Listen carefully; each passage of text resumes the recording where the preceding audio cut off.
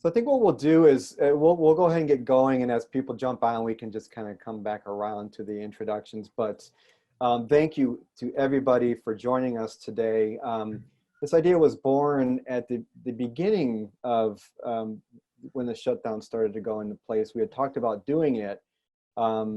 We held off at that point, but after a few months in, knowing that a lot more clients have had to deal with these difficult decisions, there's a mix of experience on how those decisions have been made and where we're all at in the decision making. We felt, this was probably a great time to bring people together to share either some of their experiences or some of the things they're about to be doing, and give you guys an opportunity to talk to one another and bounce questions and ideas off of one another. As we said in the initial invite, this is your meeting. We're facilitating it. And so we encourage everyone to, share as you will.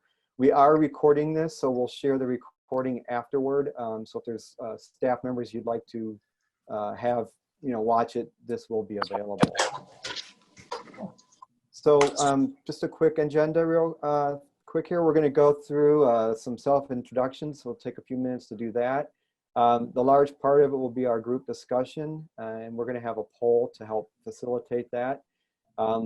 After that, depending on how that goes, if there's other topics that weren't covered or any general questions, we can address those at that point. Before we end today, we did put a list of 10 things that the David James Group has learned, along with, I've asked Linda Baker, the president and CEO of Conference Managers, and Jennifer Karen, the president of Sponsorship Boost, to join us as well. We partner with them on some meetings.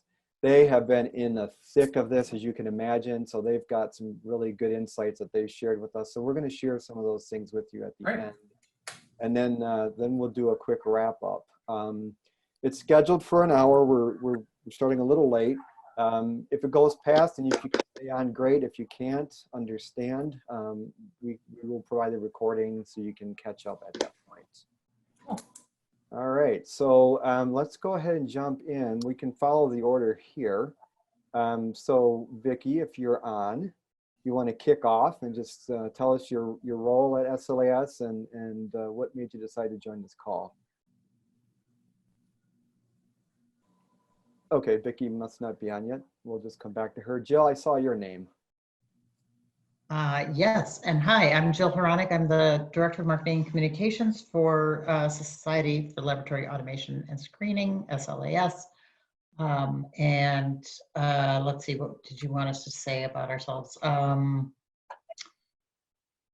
We just completed a virtual event that was a standalone virtual event, and that was just 2 weeks ago, I think. And obviously the status of our future events is in process. Cool. And hey, real quick, what I'm going to do while we're doing these introductions, I'm going to launch a quick poll. We're asking where your organization is at on the virtual meeting spectrum. So while we're doing this, if you wouldn't mind, answering this, and I'll show the results when we're done with introductions. So you go ahead and launch that. You should see that up on your screen. Hey, okay. And I'll be elevator music while you're filling out your poll. My name is Sue Ann, and I work with SLAS as well. I work with Jill and Vicki, and I'm the membership coordinator for SLAS. And I'm attending this meeting today because I'm very interested to know what people in our world, how they're planning and where their heads are at in terms of navigating things going forward, because this impacts all of us. So it's great to be here, and thanks for facilitating this, DJG. No problem. May I interrupt? The poll is live. Are you guys seeing it? I'm not seeing any inputs yet. Yes, it's on the screen. Okay. I responded. Okay. Just must be a lag there. Okay.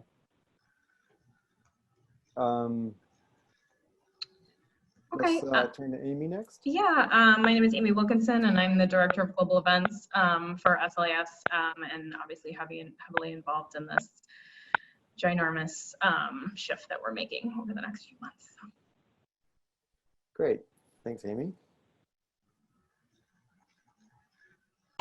I think I'm next. Karen Hording, Executive Director and CEO for the Society of Women Engineers, or SWE. I'm joining because we are having to go from about a 17,000 person live event that we were last November to pivoting to what we're planning for right now to be a hybrid event in early November, but that could change over the coming next month or two, depending how the spiking numbers, particularly we're in New Orleans, so particularly how things look in Louisiana as we get closer to September. Thanks, Karen. Jean, are you with us? Okay, I don't think Jean was able to join us. Let's move next to Brian Kinnear.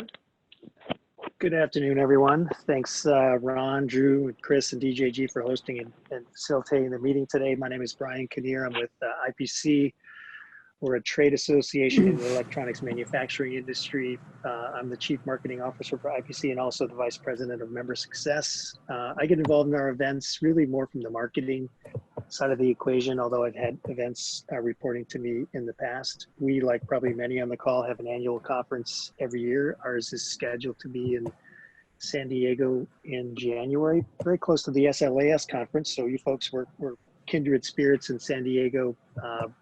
Our thinking is still that we would have a live event, but maybe a hybrid version. So again, curious to hear other thoughts and experiences on how you're approaching it. If you've done those sorts of things on a large scale, what you've learned, all would be good. Happy to share also what we're thinking and planning going forward. So thanks, Ron. Thank you.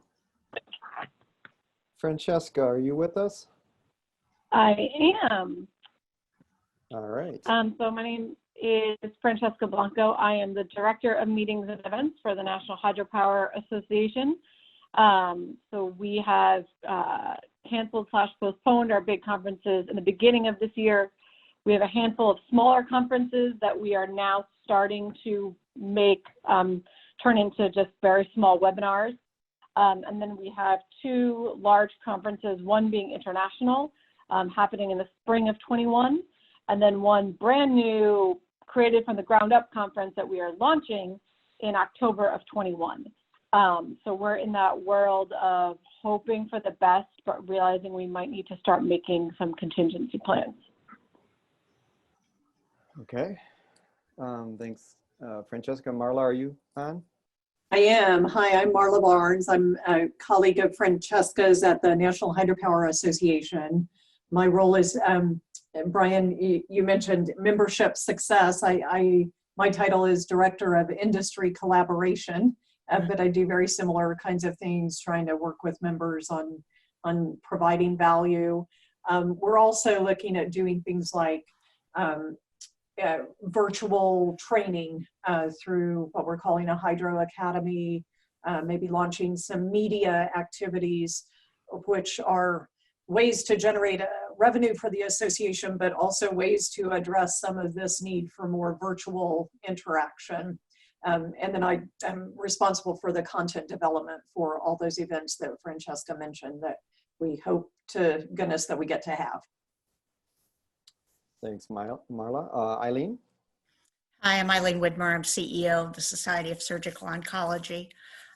We've kind of hit all the buttons so far in the last 4 months. Our meeting was originally scheduled March 24th in Boston.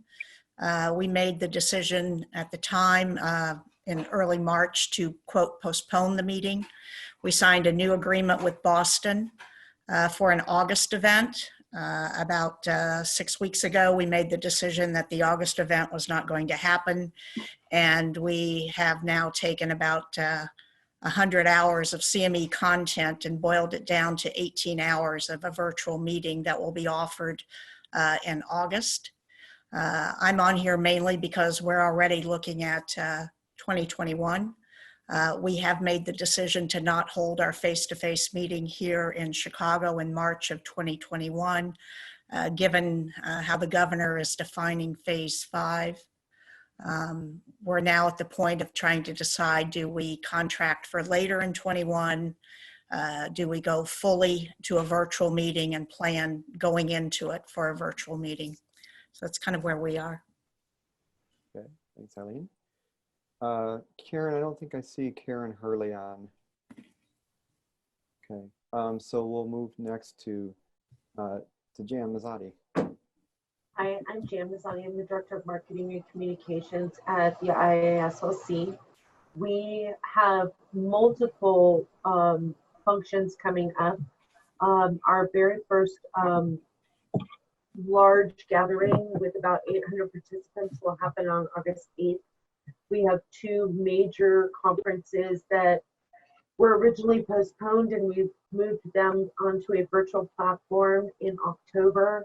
And then the live World Conference, we're still looking at in-person and virtual opportunities, but you know, given the situation, it could all end up being virtual. We're just not clear yet. So we are constantly trying to be agile around this and figure out the pivot properly. Jan.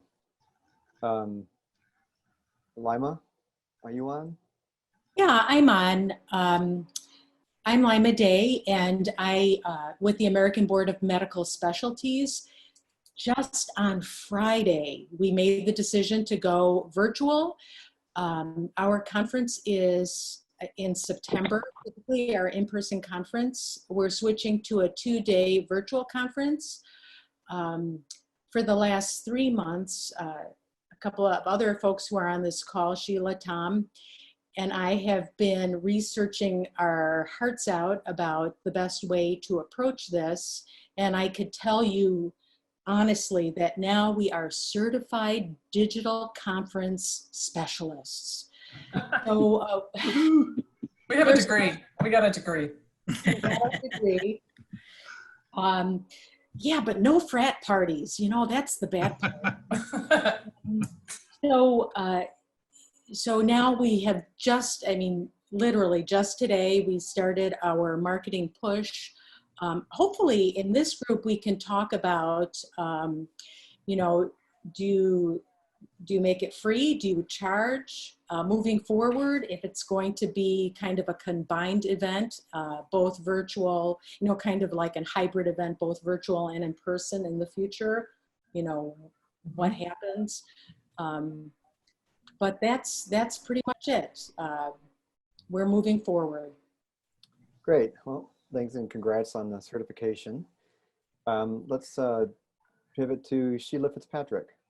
Hello, I'm the Marketing Project Manager with ABMS, working closely with Lima and Tom on this amazing project, which has been a lot of fun, a little stressful, but a lot of fun. So Lima summed it up perfectly. I don't really have much more to say, but I would be interested in your thoughts on how you might be working with the idea of exhibitors or sponsors in any of your events. Okay. Tom? Hi, everyone. Thanks for organizing this, DJG. I really appreciate it. So as Lima said, we've got the conference going, actually a 1-day conference followed after a day's break with a 2-day conference in September. So Lima is taking the virtual experience side of it, and I'm taking the technology side of it. So working closely together, of course, to figure out all of that. And I'll just say that our plan is to work with registration through Cvent and then pushing over to individual Zoom sessions. We'll have some simultaneous sessions going on. So very interested to hear you know, what people are thinking of as far as that whole process goes, who you're using for your platforms, and if you're using Zoom, if anybody is contracted with them for any extended support. I also have to apologize that I didn't have to jump off to talk with Cvent at 2:30. That just came up as a conflicting event. Sorry about that, Tom, but we'll get that recording to you and we can answer some of these questions if you aren't here to hear it.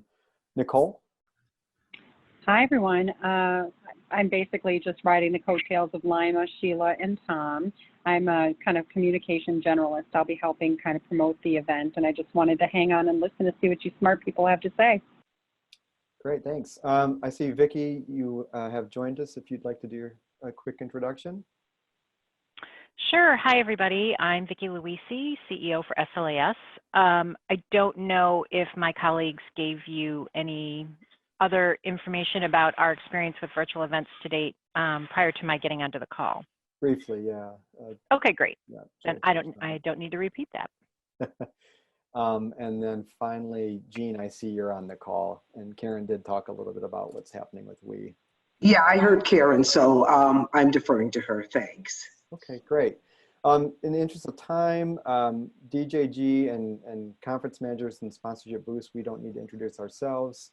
Many of you know who we are, and I did introduce Jen and Lynn at the top. So Chris, if you don't mind, I'm gonna go ahead and end this poll. And if you wouldn't mind sharing that data with the group here. Sure. 13 votes cast. 2 people indicated they have not made a decision yet to go virtual. 4 people, or 31%, said we're in the planning stages. 46%, the majority, said we're well on our way towards that. And only 1 person said ours is in the rearview mirror. So like a lot of things, a lot of the data is around the middle 2 positions. Thank you for participating in the poll. Yes, thank you. Okay, let's move into the next section. And what we're going to do here is, in order to sort of answer some of these questions that we're interested in, we're going to go ahead and launch another poll. And what I'd like to do is let's take a minute, and if everyone could answer this, and then Chris, I'll have you read the results and we can move from there, okay? So I'm gonna go ahead and launch this. So if you would, please pick your top 5 questions and potential solutions to these items.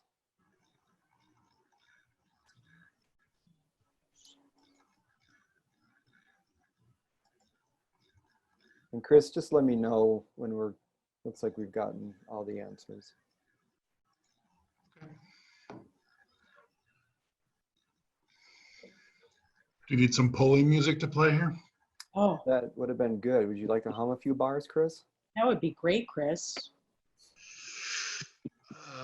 Let me reach in my tone deaf music bag here.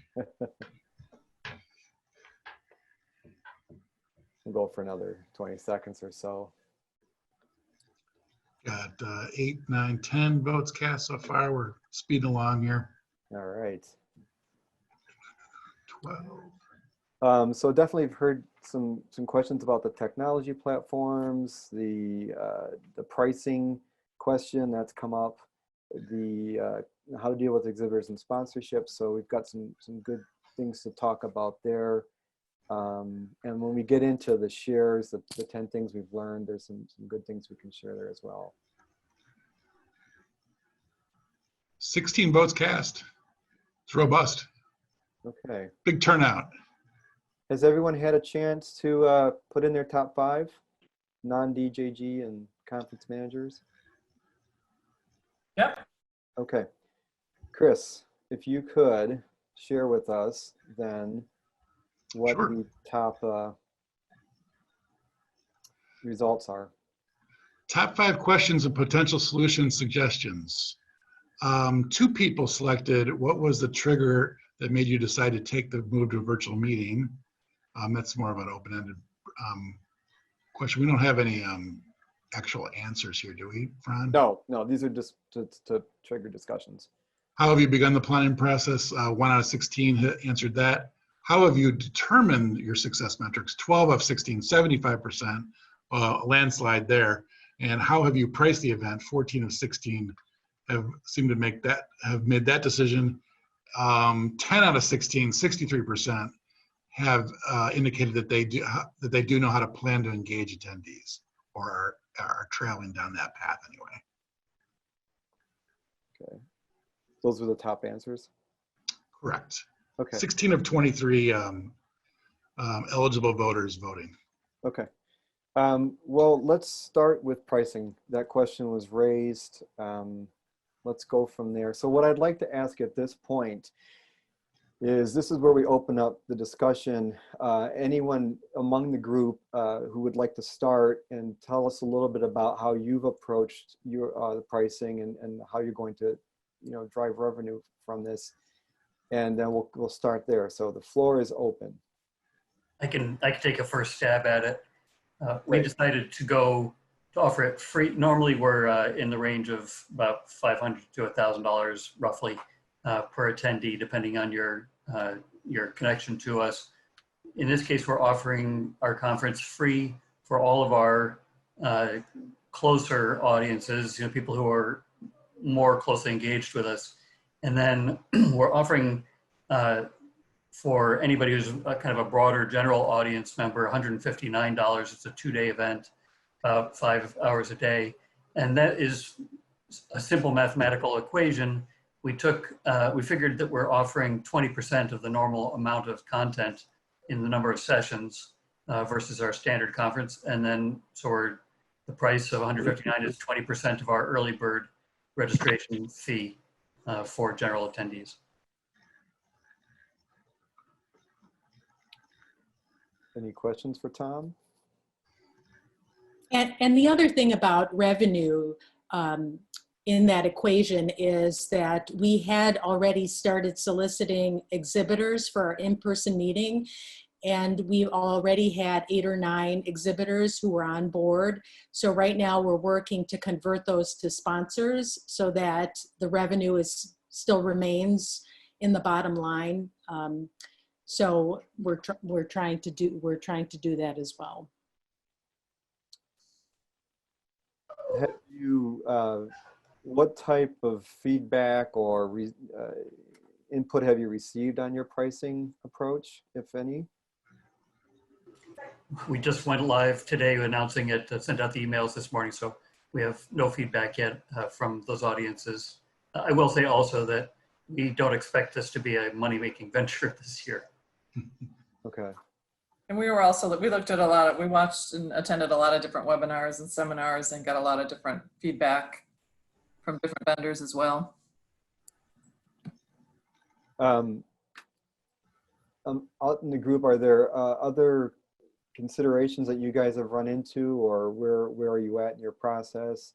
Have you had? Yeah, Ron, this is Karen. I can share. So we also, attended a lot of events, and we were working with a consulting firm as we put together our strategy, and we are charging roughly about 70% of what a typical on-site registration would have been. We have a couple different categories. It's quite reasonable for collegiate students, and then for professionals, I think this year it'll be around $400. But the difference is it's kind of a one price. So whether you come to the hybrid event in New Orleans or you just do virtual, it's one price. You sort of opt in if you plan to attend the hybrid, but then you get about 200 hours of virtual content that will be available for at least a year. So if you look at what you typically would have paid to attend in person and what you could actually physically attend,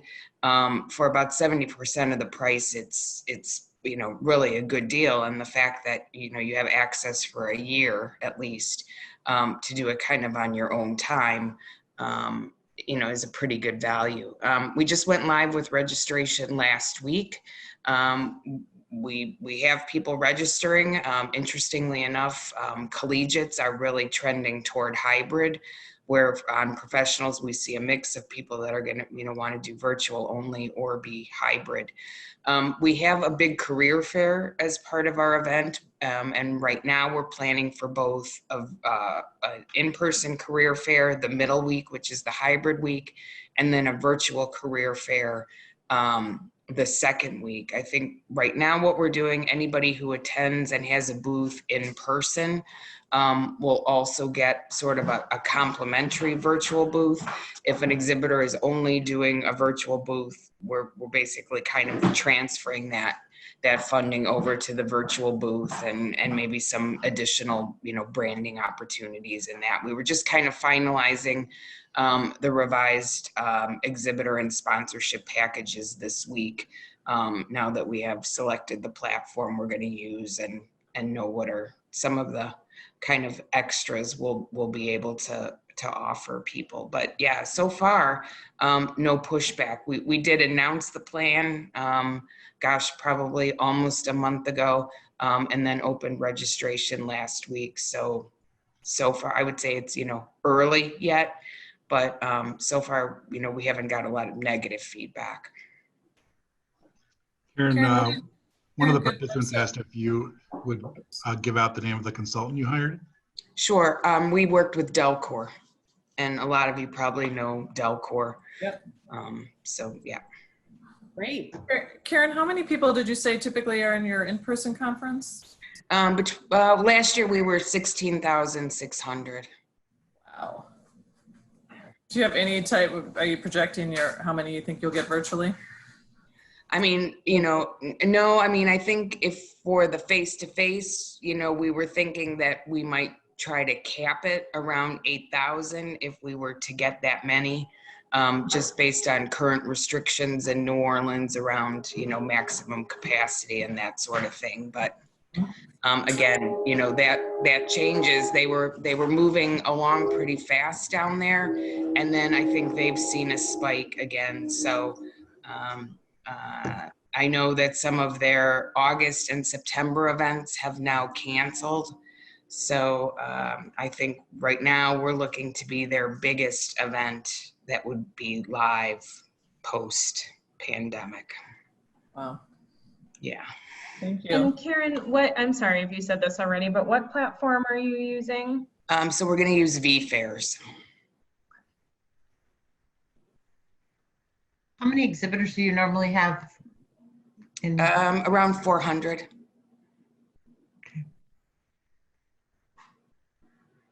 Hey, Karen, this is Brian with IPC. Hello, how are you? Hey, Brian, how are you? It's good.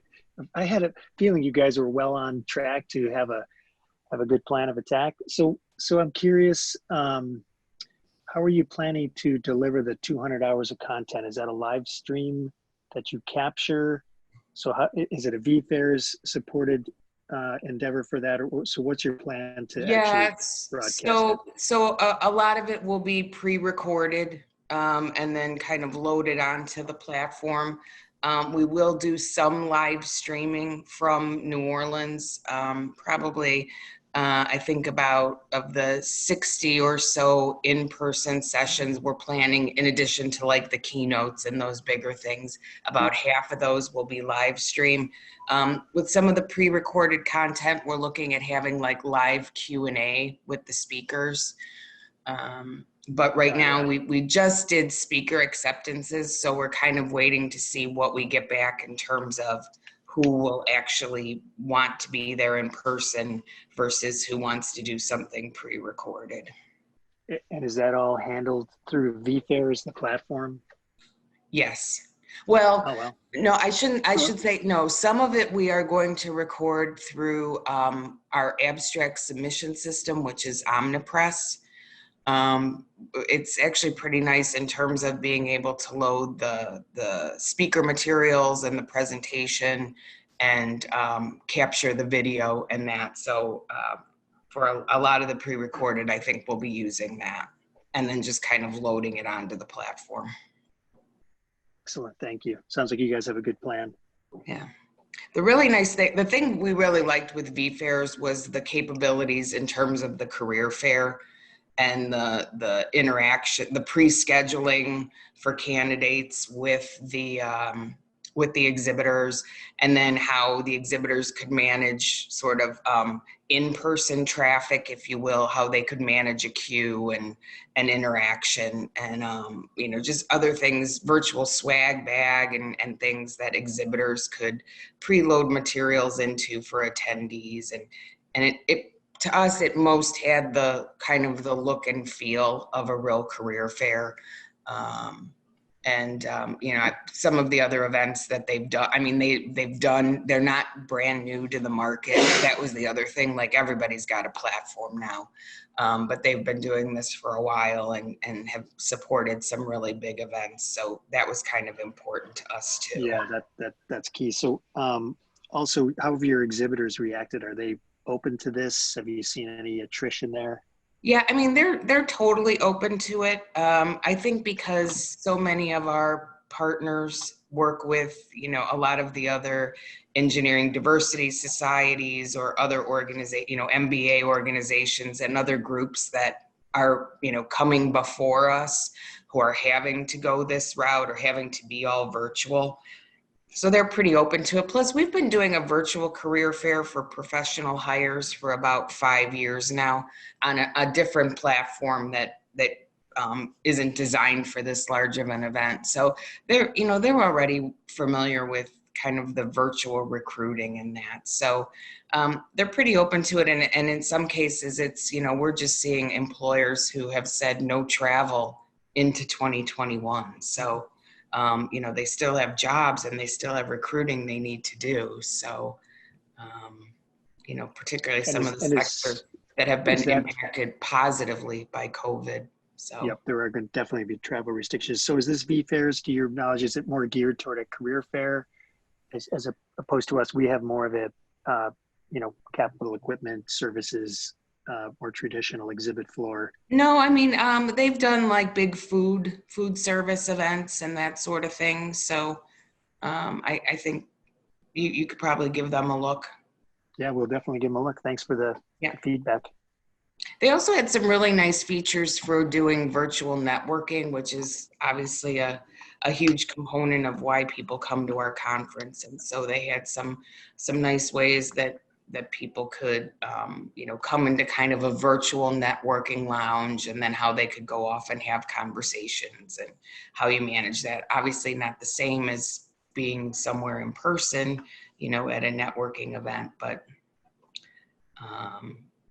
kind of as close as you could get, I think, to having something that at least looked and felt a little bit like being at an event. Yeah, no, that sounds interesting. Like a chat room kind of thing, maybe. Yeah. Well, cool. Thank you for sharing all of that. Thanks, Karen. I'm going to throw another one out there. One of the other big requests was, or areas of interest is how to define success metrics for this event.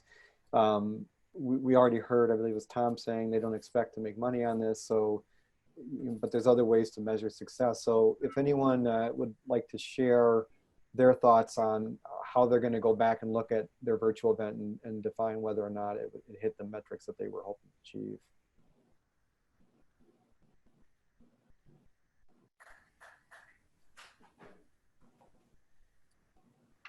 Maybe that's why everybody picked it, because nobody knows.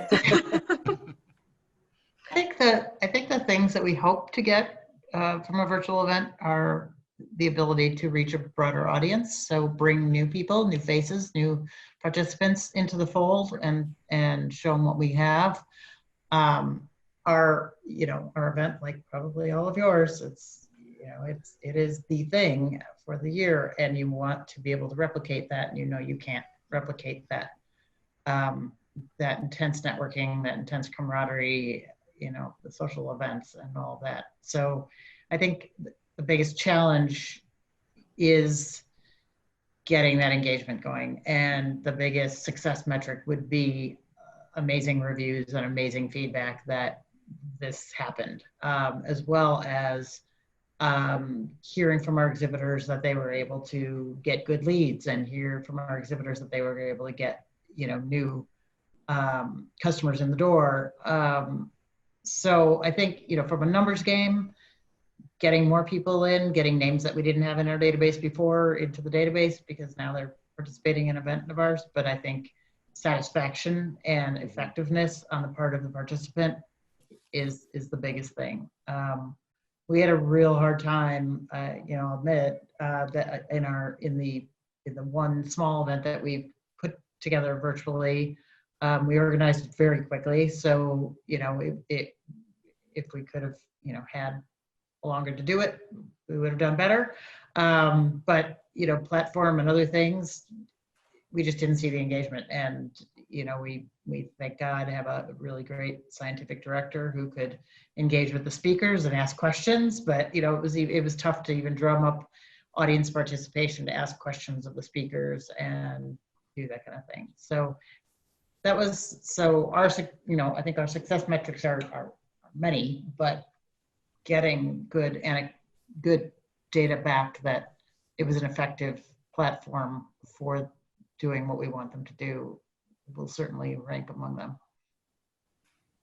Thanks, Joe. Does anyone else have any thoughts there? Or, I was just gonna, just for the sake of the conversation, Jill, would you share who you used for your SLAS Transformed event? Sure. It was through Freeman, and I honestly, I don't even know like the name of OEP, but I don't know what is that. Amy, you can help me out there. What's the name of it? Freeman Online Event Pro Online event platform. Yeah, we kept joking, not joking, crying, that we were, flying the plane as we were building it. So we were building the platform, building the capabilities, building how we could tie it into registration and what we wanted to do with it as we went. So our lead time was just real quick and it was tough, but we got it. Things happened. People participated, not quite as robustly as we would have liked. Jen or Linda, I know you guys have been working with several clients. Are there any insights from either an attendance goal type of a metric, or Jen, in your case, sponsorship or exhibit sales? Any sort of success results or ways you've been able to help guide your clients to define that? Go ahead, Linda, you go first. Yeah, no, you go. We have been transitioning about 30 events over the next 6 months. So we've gathered a lot of data on the metrics, on various metrics, and I'm happy to share that with you. But every association is so different in what their needs are and what they need to get out of it. But we do have some baseline information. I'm happy to share it. I put my email in the chat if anybody's interested. And I'll throw out some just sort of big statistics we're seeing from an exhibitor sponsorship.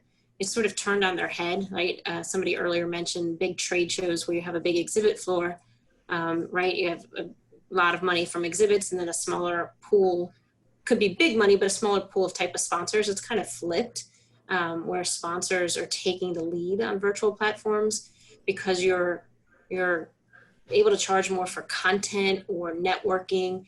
And then for exhibit booths, you're not able to charge as much as you can charge for a live booth, but you can charge in some places more for a sponsorship. But we're seeing about 25 to 50% of your live event revenue can switch to virtual. Could change obviously based on the type, but that's kind of what we're seeing. But I would caution all of you, the technology platforms, we've had teams, both Linda, her group and my group, and we've worked together. We've analyzed so many different platforms. They're really different with the analytics. So understanding your success metrics is really important when choosing a platform. Some that we're working with really great on the exhibitor sponsors, but exhibitors want to see who stopped by their booth, who stayed at their booth, who watched the video. If you did a video chat, who actually came to it, those kind of analytics.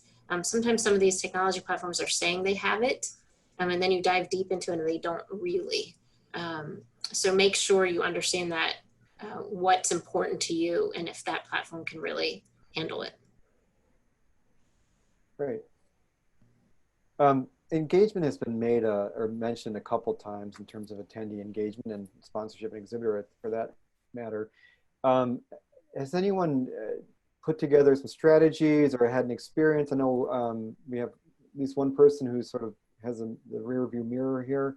Anything we can share or anyone can share there in terms of how you've planned to keep attendees engaged or have seen engagement increase? I mean, I'll just say one of the things we're looking at is gamification and how we can do some things on the platform to encourage people to do different things for, the tried and true cash and prizes. So that's one of the first things that we're going to explore.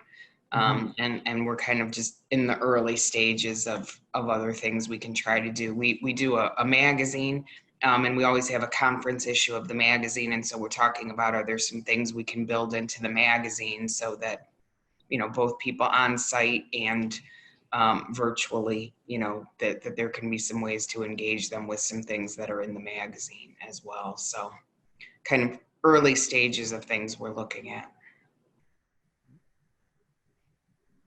Yeah, I'm curious, Jen, or anyone else, actually, what you've found with gamification capabilities on platforms too. I think there's a similar situation there, whereas yes, we can do all this great gamification, and then you kind of get in there and it's like, sort of, so it's, we tried that as well. We tried to, engage people with social media and posting, and we rewarded them for participating in a session, and we rewarded them for asking questions, and we rewarded them for, doing just about anything. And it was really tough to pull that out.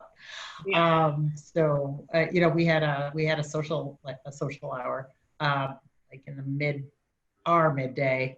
Our program ran from 6:30 in the morning to about 8:30 at night so that we could cover the entire global spectrum. Mm-hmm. And we did this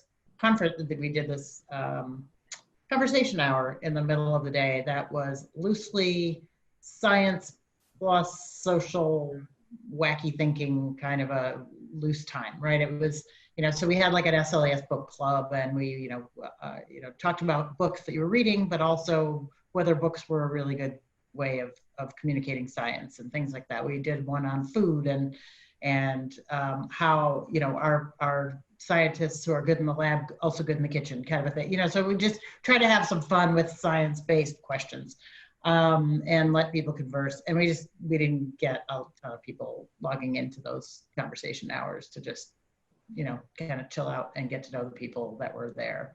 So I am all ears if you have thoughts on how you get people in to talk about, to have those little conversations, as opposed to just passively listening to a scientific session and maybe asking a question and then getting out. And, it's really hard to have fun online, let's face it. I mean, we're all pretty sick of these squares, right? And so, it's like, oh, yay, let's spend even more time instead of cooking dinner or feeding my dog or walking, So it's an uphill battle, I think. But if anybody has some really great ideas, especially in a scientific zone, I'd be curious. And I'll just kind of interject on that point. We see this conversation today as a beginning, with 65% of you guys reporting that you're sort of in process. What we can do is help try to keep this momentum going and help you guys provide ways to learn from one another. So understanding we won't have all the answers today, but we'll encourage us, the group here, to share in the future, and we'll find ways to facilitate that. I think the building the plane as you fly it analogy does seem to be appropriate in everyone's case today. So what I'd like to do now in terms of timing is I'd like to open it up to any open question. Is there something that you'd like to bring up? I know just as sort of a starter point, I believe it was Tom mentioned he was interested if anyone's used Zoom and what their experience has been. So if anyone has some insights there, please do share.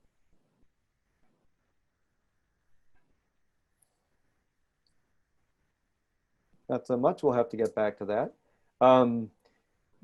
Any other thoughts or questions or suggestions, ideas that you guys have run into as you are beginning your journey towards virtual meetings?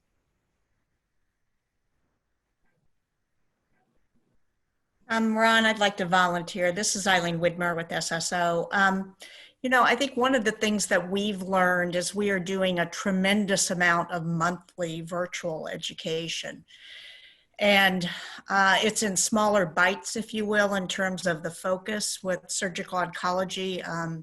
The surgeons manage about 8 different solid tumor sites. And so we've been doing virtual tumor boards, which has actually engaged a lot of our members, and it'll focus on a particular tumor type. We are doing a lot of kind of panel education virtually, because I think our philosophy is, yes, we have a lot tied up in our annual meeting, but we want to be kind of in the members' face every month as much as we can.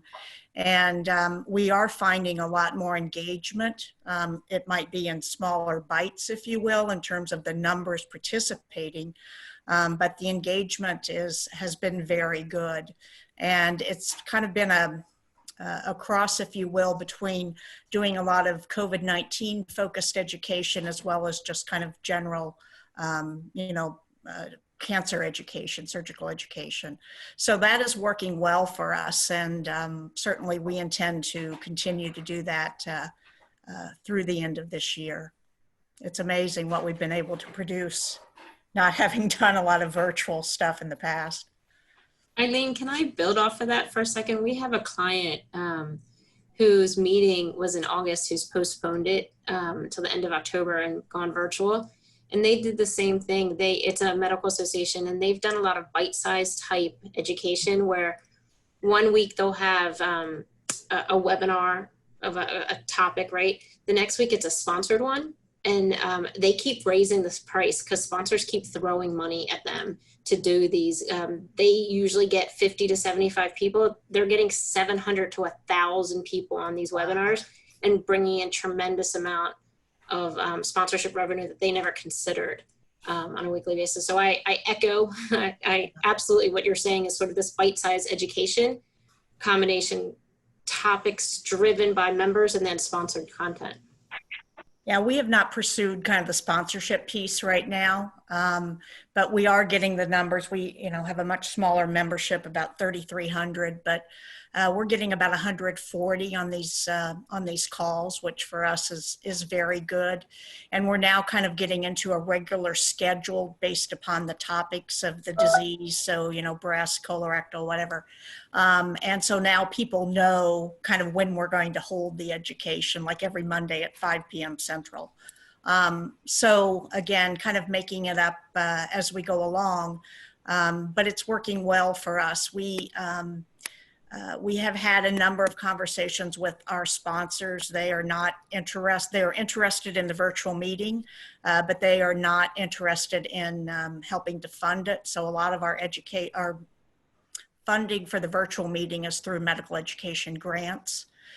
We've been very successful in converting about 75% of the medical education grants that we had received for the live meeting. We've been able to retain about 75% of that for the virtual meeting. And so we're at least going to cover the costs of the virtual meeting to provide it this year.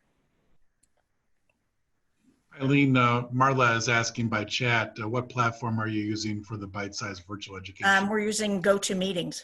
Oh, okay. Thank you.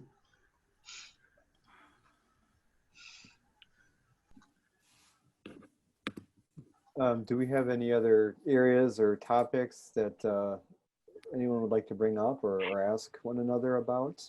This is a great opportunity to pick one another's brains.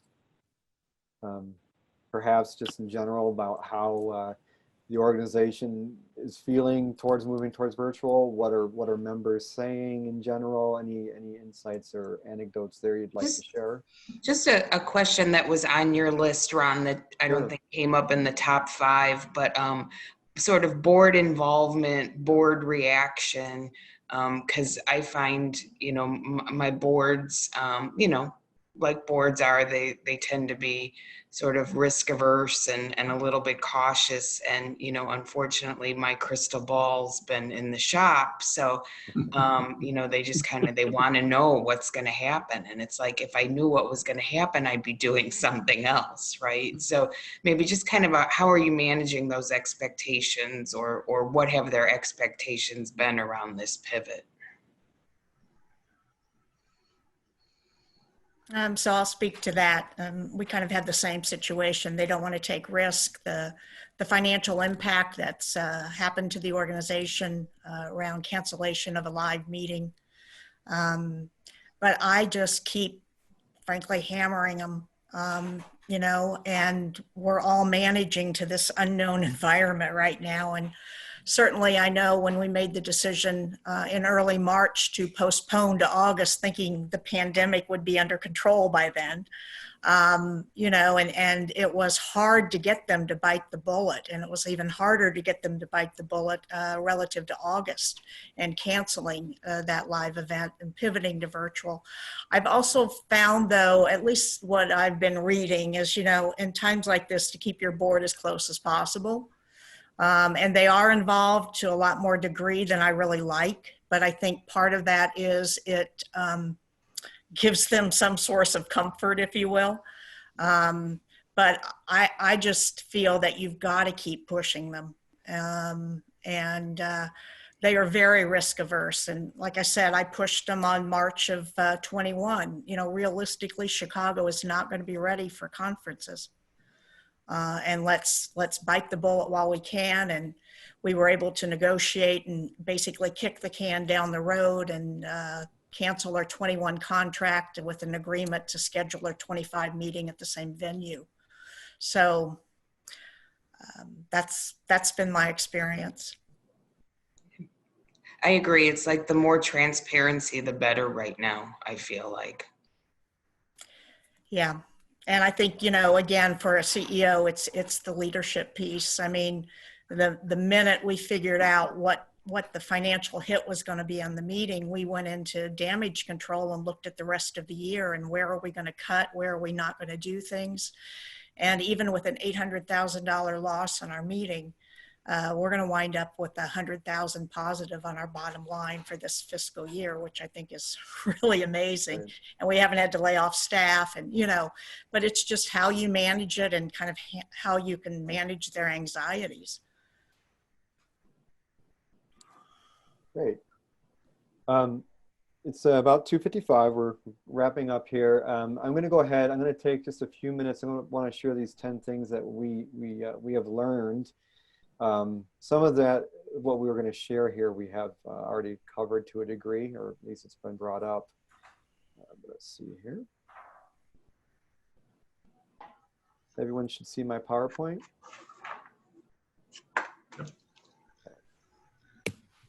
So, no particular order. So these are things that we've observed from the David James Group, Conference Managers, and Sponsorship Boost.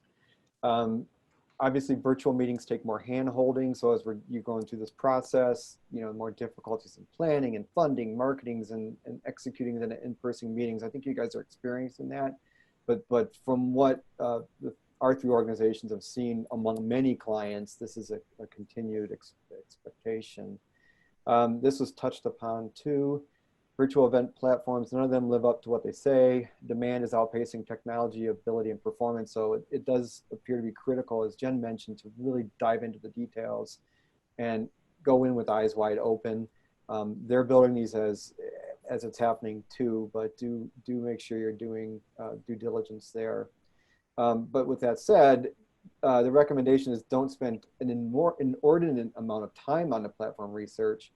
In fact, there was a recommendation that if your event management system you are currently using is offering a virtual event solution, consider going with them because you're familiar with the organization, you're familiar with the tools, there's a level of comfort there.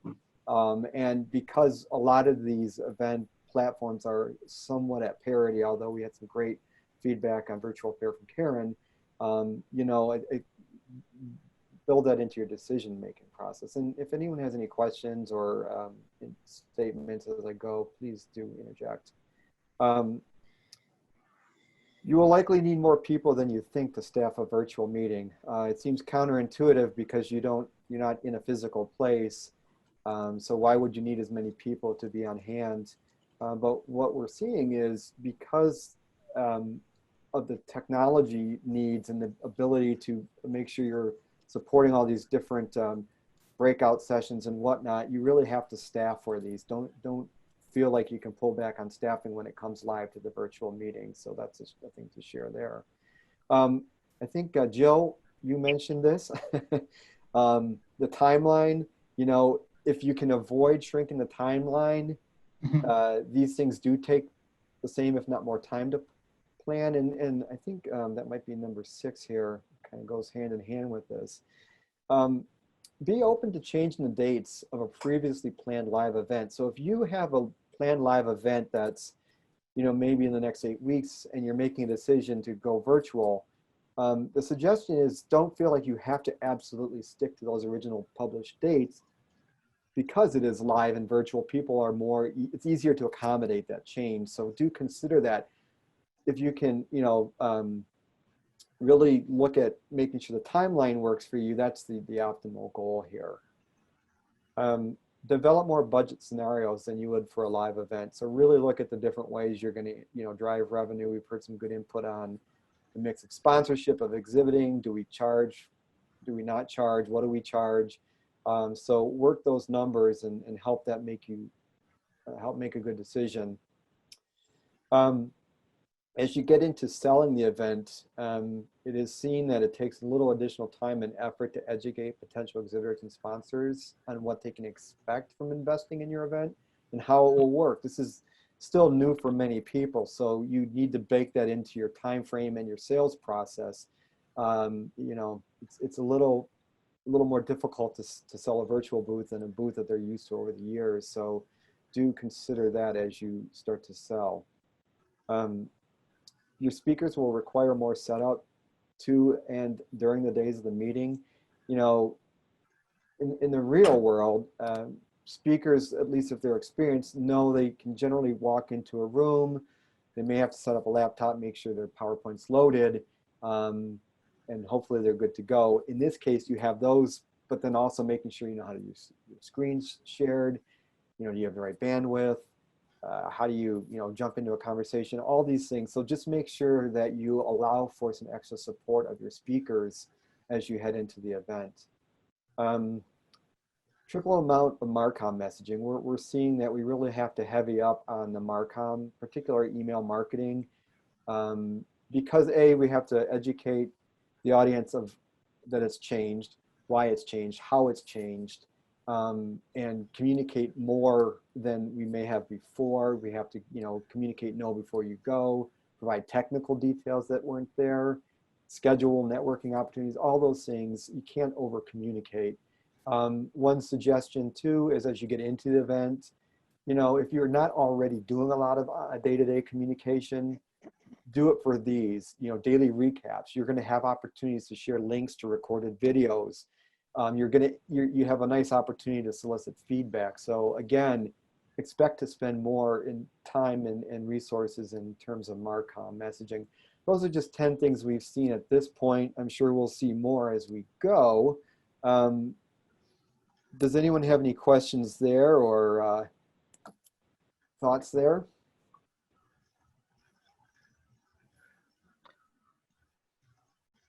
This is Karen Hurley. I was actually just on a call with our provider for our virtual meeting. And I think your bullet point number 9 is spot on, requiring more hand-holding of the speakers and what what their requirements are and constant communication. I mean, we found that already, just a couple weeks into planning this event. And I think that bullet point is right on. Thanks, Karen. Karen is with the Society of Surgical Oncology, and appreciate you sharing it with us. Okay, well, we're hitting a little after 3 o'clock here. So if there's no other questions or concerns or topics of discussion, I want to thank you all for joining us today. It was our pleasure to bring you guys together. And as I mentioned, let's look at this as a starting point, and great wealth of information and experience here to share among this group of folks. So we will provide this recorded video shortly. You can share it with your colleagues. If you have any other follow-up questions, you can email myself. Linda mentioned in the chat she included her email if you want to ask about some of the stats that she's gathered on the planning end. With that, we're going to end the conversation, and thank you again. Thanks, everyone. Thanks, everyone. Thanks, everyone. Thanks, DJG.